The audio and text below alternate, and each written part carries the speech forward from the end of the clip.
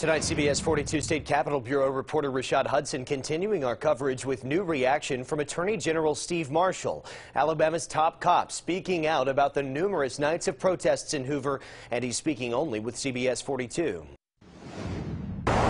I spoke with Attorney General Steve Marshall. He says his office is being briefed on the investigations being conducted by the Alabama Law Enforcement Agency and the Department of Forensic Science. All of these investigations surround that Hoover Galleria Mall shooting.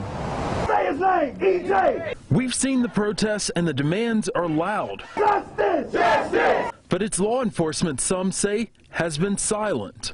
There's potentially hundreds of leads for law enforcement to interview as far as witnesses go.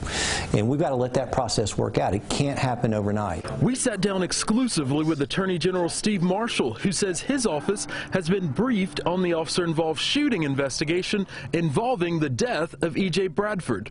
I've had multiple conversations with not only Aaliyah, but the lead investigator in this case.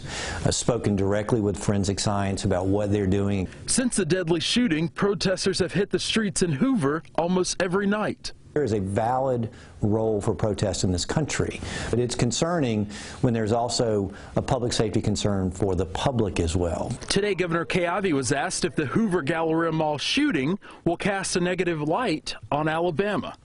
The only negative light that there is to shed is the fact that we've had a homicide, and we're going to abide by the law and have law enforcement that's trained to investigate it, to do it thoroughly.